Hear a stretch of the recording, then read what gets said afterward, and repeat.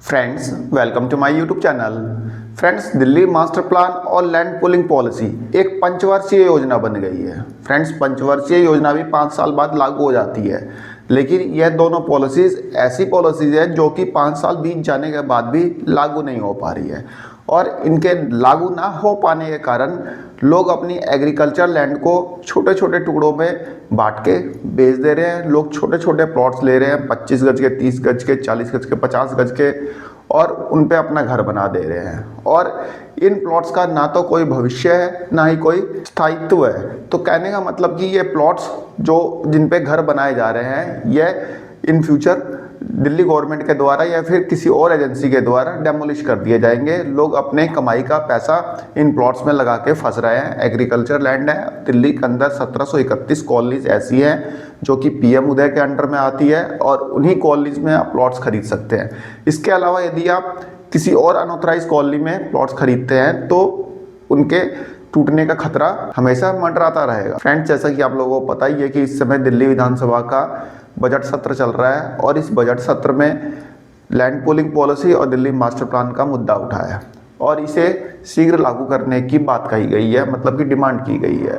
Friends, मटियाला के विधायक संदीप शेरावत ने दिल्ली विधानसभा में लैंड पूलिंग पॉलिसी और दिल्ली मास्टर प्लान का मुद्दा उठाया।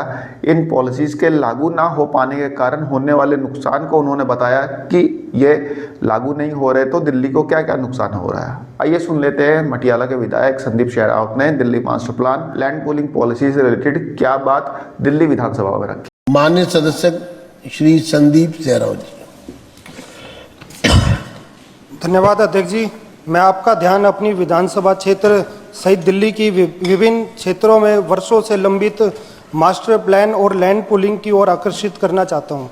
आज दिल्ली पर जनसंख्या का दबाव लगातार बढ़ रहा है, और जब तक मास्टर प्लान तथा भूमि पूलिंग योजना प्रभावी रूप से लागू नहीं होती, तब तक कृषि भूमि पर अवैध कॉलोनियों का निर्माण निरंतर जारी है। अध्यक्ष जी, हमारी विधानसभा क्षेत्र में अनेक स्थानों पर खेती योग्य भूमि को अवैध रूप से काटकर छोटे छोटे प्लाट बनाए जा रहे हैं। इन कॉलोनियों का ना तो कोई स्वीकृत नक्शा है और ना ही कोई नियोजित ढांचा। परिणाम स्वरूप भविष्य में वहां रहने वाले लोगों को मूलभूत सुविधाओं जैसे बिजली, पानी, सीवर, सड़क तथा पार्क से वंचित रहना पड़ता है।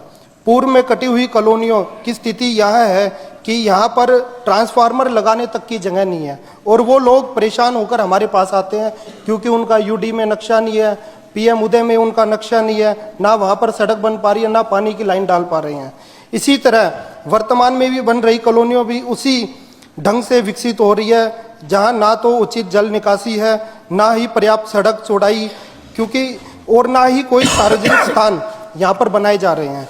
गरीब एवं निम्न वर्ग के लोग मजबूरी में छोटे छोटे प्लाट तो ले लेते हैं, परंतु भविष्य में बुनियादी सुविधाएं नहीं मिल पाती, जिससे उनके जीवन स्तर पर गंभीर प्रभाव पड़ता है तथा दिल्ली के नियोजित विकास को भी नुकसान पहुंचता है। अतः मेरा आपसे अनुरोध है कि कृषि भूमि पर अवैध रूप से काटी जा रही कॉलोनियों को रोका जाए, मास्टर प्लान और लैंड पूलिंग को शीघ्र लागू किया जाए।